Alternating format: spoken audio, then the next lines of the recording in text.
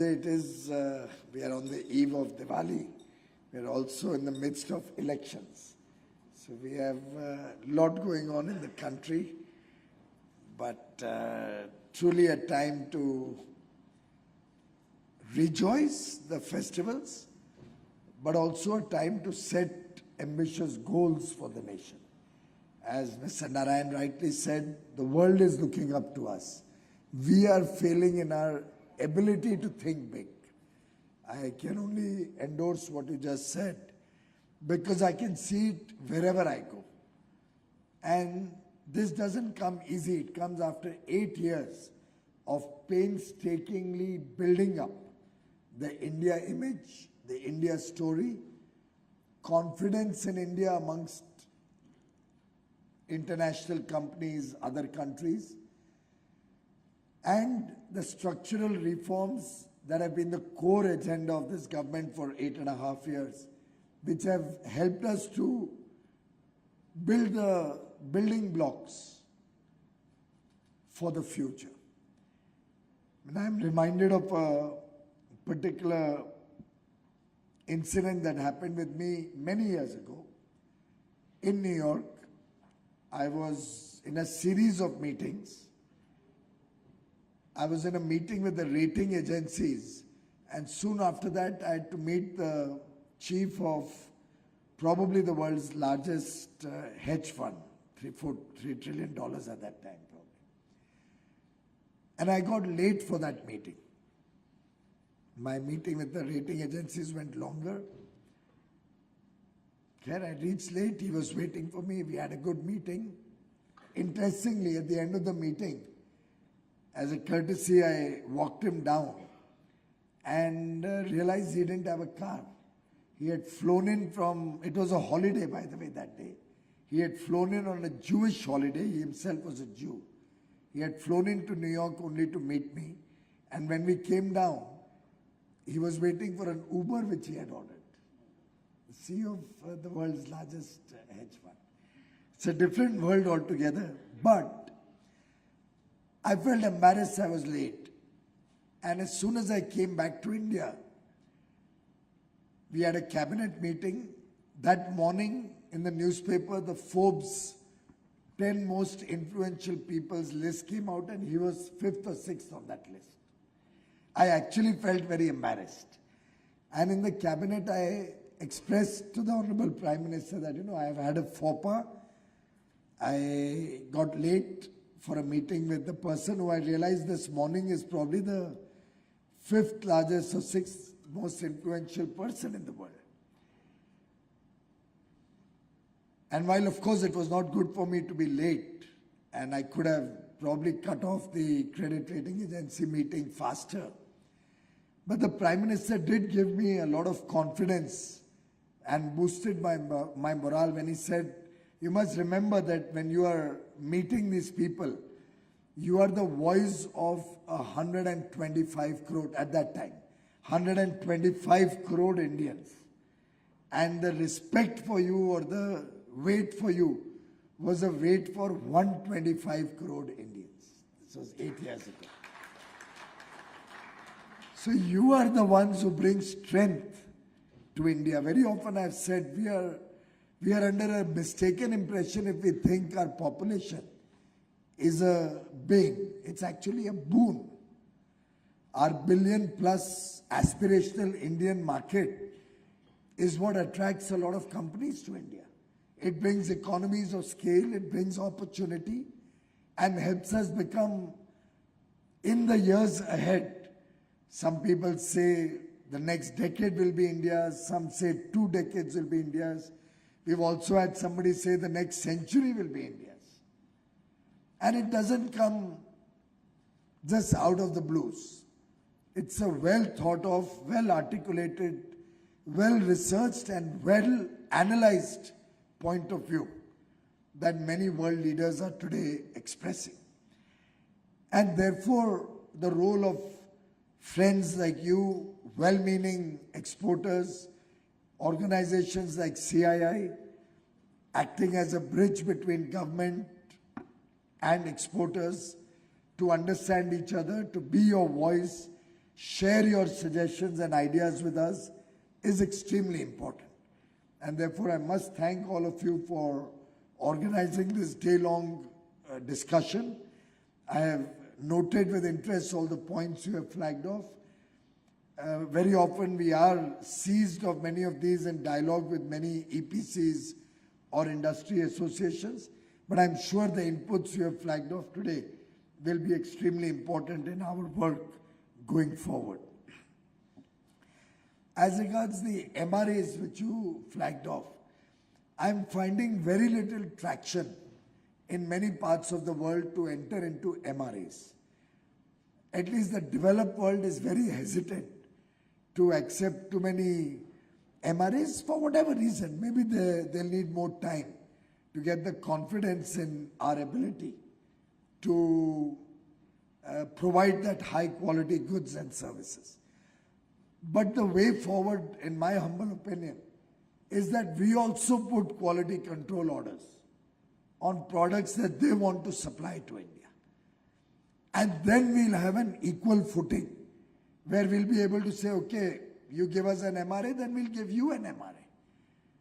And we'll recognize your institution, so your goods also get a chance to come into India seamlessly. Reciprocity is the way forward. But my problem is, whenever I'm out there to put in a quality control order, all of you in industry are the ones who are backing off. I don't get enough support from industry. I get representations, pleas, and memorandums requesting not to put a QCO or keep deferring it for one reason or the other. So I would urge all of you to reflect on this, association to discuss with stakeholders. You tell us which are the industries where you are willing to have a QCO. At least that can be a starting point. That will give us some leverage over the other countries, give us an opportunity to start getting down onto the negotiating table. And very often I've also appealed to the large industry that in your sector, it is your duty, it is incumbent on you to support the smaller players so that they can also understand the benefits of a quality control order or a focus on high quality and handhold them to meet the quality requirements. It's actually economically prudent to provide good quality goods and services. Quality is always a profit. Good quality product is never a cost, it's only a profit. And if we can get this movement on quality going in the country, I think getting MRAs also will become possible when it's a quid pro quo or a equal footing on both sides. The demand should come from industry in developed economies also, that guys, please do an MRA with India. On a one-way traffic, when we request, it won't happen. And therefore, and very often, some of you face non-tariff barriers due to the quality control orders. US has 4,500 QCOs. We have only 450. And you resist our effort to introduce high quality standards. So I'll appeal to all of you, reflect on it, and support our efforts to help you. And it will ultimately help the country move up the value chain and start making quality our brand, what you also talked about, building the brand for India. That will only come with high quality products. You buy a watch in Switzerland or chocolates over there or a machine tool in Japan or Korea, you assume the quality will be good. Why can't we have India associated with that same sentiment about quality? It can be, we can begin with maybe 10 products, grow to 100 and expand to the whole universe of every product that we make. If that can be done, I think we can truly revolutionize the future of India and the possibilities for our export sector to grow much faster. On brand, you also talked about missions supporting you.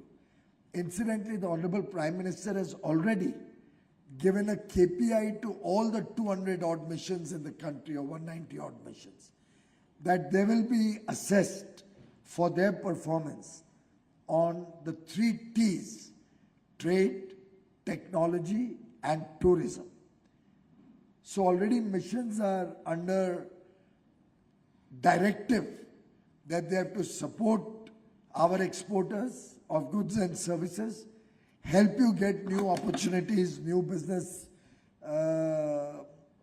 leads into those countries. They have to help attract new technology into India, and they have to support your efforts, or those of you who are involved with tourism, to get more tourists coming to India. So these 3 T's are already a part of the mission's KPIs. And therefore, I would urge all of you to start engaging with our missions. And should you face any difficulty anywhere, please let our ministry know. Commerce Ministry will be happy to facilitate any engagement you wish to expand with the missions. You spoke about the shipping costs. They were certainly high during the COVID period for some period of time. However, before that, for years and years, they were low also. Remember, a regulator can affect you both ways. Sounds very good when the prices are high to talk about control, to talk about regulation. But when they were selling below cost, when ships and shipping was available below cost, then the same regulator would have to allow the shipping company to charge you based on the assessment of costs. And at that time you would all cry that we are uncompetitive because we have to pay more for shipping compared to the other countries. Point 1. And point 2, it is in that same period of high shipping costs that our exports were the highest ever. That's because shipping cost was high for everybody. So you are on an equal footing with other countries, your competitors also. So I think, pardon me if you don't like it, but कुछ बातें अभी घिसी पिटी हो गई है, उसी को repeat कर करके कुछ नहीं होने वाला है. और ये बात मैं पहली बार नहीं बोल रहा हूँ, मैं भी रिकॉर्ड की तरह ये बात 10, 12, 15 बार बोल चुका हूँ. मारुत को मालूम होगा कितनी बार ये बात मैं समझा चुका हूँ. अब फिर भी आपको लगाना है रेगुलेटर, तो मैं रिक्वेस्ट करूंगा रेगुलेटर लगाने के लिए. पर you be prepared and don't come and cry when the shipping is going below cost, that why India has to pay more for shipping. So it's a sword that cuts 2 ways. And I would urge you, learn from the IT experience. IT sector success, and they tell me, I'm not from that industry, they tell me a part of their success, a good part of their success, is because they kept the government out of their business. They are focused on their business. They don't want government clutches. They don't want government support. They are growing 20% without the involvement of the government. Few sectors occasionally come to us, hotels and this and that, for a little small support. A relatively smaller subset of the industry. But believe me, my own journey as a minister in 8.5 years, my learning is that our industry, the moment it is allowed to fly, moment the clutches are removed, the moment they are allowed to be on their own and succeed based on their competitiveness, the quality of service, the Indian ecosystem, which includes trust, rule of law, a decisive, strong government, the strength of democracy. I think these are the areas which will help us capture larger markets. And there'll certainly be a few sectors where we will not be competitive. Every country cannot do everything. Let us focus on where we have a comparative advantage. And don't depend on these clutches which will never make our industry competitive and which can never be good for the nation and its consumers. Because the moment you are protecting an industry, you're also hurting 130 crore Indian consumers. We've protected the auto industry up to 84, 85, and we had only Ambassador and Fiat cars. Were you as consumers happy about that? Any of you in this room? And this, as they say, Kal Chakra to ghumte rahega. For a short period, you can expect some help, some protection, some support. Like PLI will give you a kickstart for 5-7 years initially, help you invest, help you get scale, help you capture markets. But these things cannot be open-ended, cannot be lifelong. Every industry will have to compete. Every industry will have to stand on its own advantages. And I have no doubt in my mind that the 2 trillion, I think 27 looks to me to be a little challenging. My own estimate is we'll do 2 trillion by 2030.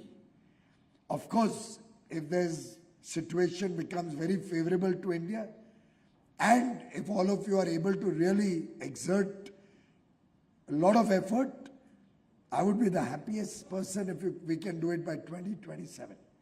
But sadly, we've lost some time in COVID. We are losing the momentum because of the conflict in Ukraine and between Ukraine and Russia right now, which has caused so many economic stresses worldwide.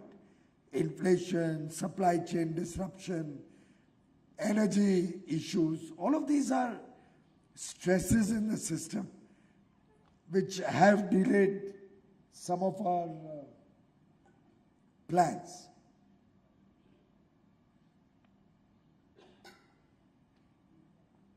My estimate is that if goods were to grow at about 12% CAGR in dollar terms, and services were to grow at about 18-19% CAGR, both touch 1 trillion each by 2030. It's quite modest, but yet quite challenging. It's more than we have ever achieved in the past, sustainably on an 8-year horizon. And if we do this between goods and services and are able to reach 2 trillion by 2030, I think it will be a tremendous support for the Indian economy and help India create a huge amount of business opportunities, work opportunities, economic activity, and inclusive growth for the country, the length and breadth of the country. The Honorable Prime Minister, in his 15th August address celebrating 75 years of independence, has articulated his vision of being a developed India by 2047, which means our economy should be in the range of about $30-32 trillion by 2047. CII estimates, of course, are higher than that. CII has the courage of conviction, and I'm grateful to CII and its leadership for the confidence that they have demonstrated that the Indian economy will be upward of $40 trillion by 2047. And I, for one, believe it's possible. It's not beyond the realm of possibility. But to achieve that, the Honorable Prime Minister also spoke about getting out of the colonial mindset that we have, getting back to our roots, seeing our traditional core strength areas and focusing on that. He also spoke about the unity of the country, remaining united as one nation. And he also spoke about the sense of duty that all of us need to display in our respective areas. And each one of these is important for us. When he talks about getting the colonial mindset out of our system, it means we go with confidence. We go with a spirit of enterprise. We become entrepreneurs, job creators, not job seekers. It was the colonial thinking that everybody wanted a government job. Many of our laws are colonial in their outlook. I've been seeking from all of you inputs, sadly not getting many, on where you think we can improve compliances, reduce the compliance burden. What are the laws which we can decriminalize? How can you give us assurances that you will self-regulate? Like I have to regulate the advertisements. I'm engaging the Advertising Society of India, ASCI, I think, that you help us self-regulate the advertising space. I've been talking to gem and jewelry. Why don't you all self-regulate so that those who cheat can be identified and isolated before the whole frauds or the big problems tumble out of the cupboard? I think the day we all decide that with a sense of duty, we will participate in the making of a developed India, truly the results can be extraordinary. And I would appeal to all of you, let's work with that spirit. Very often when I'm discussing free trade agreements with different sectors of industry, while I get very satisfied, very happy when an industry like, say, like auto components tells me, make it 0 for 0. Let anything come from anywhere, we can compete with the best in the world. Get us zero duty access in the developed world. Really makes me proud as an Indian that the industry has the courage to say go for 0 for 0. We are not worried about imports. We can stand up to any imports. Our quality is the best. Our pricing is the best. And many industries like that. This is only an example I'm giving you. And then you have other industries which are perpetually only looking for protection. And one must remember that it has to be a win-win on both sides. I can understand protecting my farmers because there it's a very unequal competition. Our 2-acre, 4-acre, 5-acre farmers can't compete with Australia's 1,000-acre farmers. And therefore we were able to keep everything related to agriculture out of the FTA with Australia. So we are also, after all, carefully analyzing and seeing what we really need to protect and where we need to go big, bold into international agreements and engagement. And I would appeal to all of you that we'll have to be in the spirit of give and take. What amazes me is when industry tells me, we want access in those countries or in those geographies, but we will not allow their product to come into our country. That's kind of very difficult for negotiating positions. That, hey, you open your market for all my goods and services, but I'll keep my markets closed. Doesn't work that way. I can understand an occasional 1 or 2 products for a certain element of time. Or we say neither do we want to export, neither do we want to allow access in our markets. We'll be happy with our own market in India, live within the closed loop of our own markets, and let's see whatever happens. But bear in mind that there's always going to be 130 crore consumers who are demanding the best of prices, demanding the best of quality, and such protectionism will not help us evolve to be able to meet our consumers' requirements. And I have a very delicate position. While commerce and industry on the one hand, I also have consumer affairs on the other hand. So I have to balance both interests in my work. And I request all of you, help me in my work, help me to deliver to you better. You are all also consumers. So you may be producing 1 thing, 2 things or 10 things, but you are consumers of 1,000 other things. Bear that in mind. And I'm sure with that spirit, with the spirit of grasping the competitive advantage wherever we are competitive, and the willingness to let go of a few things. where we think we cannot be competitive. That collective approach will help us expand our businesses, help us expand scale, help us improve our quality, and help us really deliver a developed nation to our fellow citizens. If I can give a call to action for all of you as exporters and maybe add a little spice to the conversation, my call to action would be spice.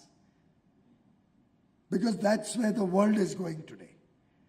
The world is looking at sustainability. The world is very clearly looking at productivity. They want to see productivity in whatever you are producing, because that's going to help you make it more competitive. The world is looking at innovation. Countries which are successful today are those which have focused on R&D, on innovation. We'll have to be in a spirit of competition, yet collaborate with each other. So our whole value chain will have to collaborate. Very often in industry also, without cartelization, we have to collaborate. But we'll have to be competitive. We'll have to be competitive domestically, compete with each other, and internationally. And while the easy E that I can think of could be exports, because we are here for exports, could be employment, because at the end of the day we are all looking to create opportunities for our young population. But I would rather use the word excellence, because it encompasses a lot of other things. If we can all agree collectively to excel in our work, then exports is a given. Then employment is a given. And a developed India will become a reality that every one of us is committed to, wants to see happen in our lifetime. Opportunities don't come again and again. I think the opportunity is there today. As Prime Minister often says, yahi samay hai, sahi samay hai. This is the right time. It's like the sunrise. You miss that critical moment when the sun is just coming out. That's the joyous moment. And I think there's always a flare-up kind of situation when the sun first rises, before you see the contours of the sun. Imagine, or maybe tomorrow morning I'd urge you to look up the sunrise if you can.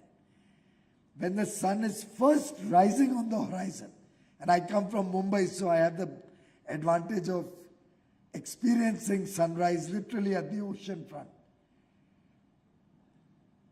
When the sun first comes out with the clouds and everything, there's always a flare-up of orange, or flare-up like a flare-up which you would see in the world today.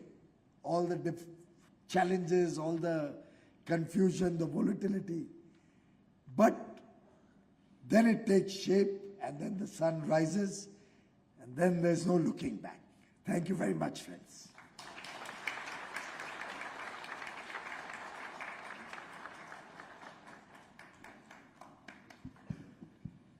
Thank you for that very comprehensive address. I think you covered a very vast area.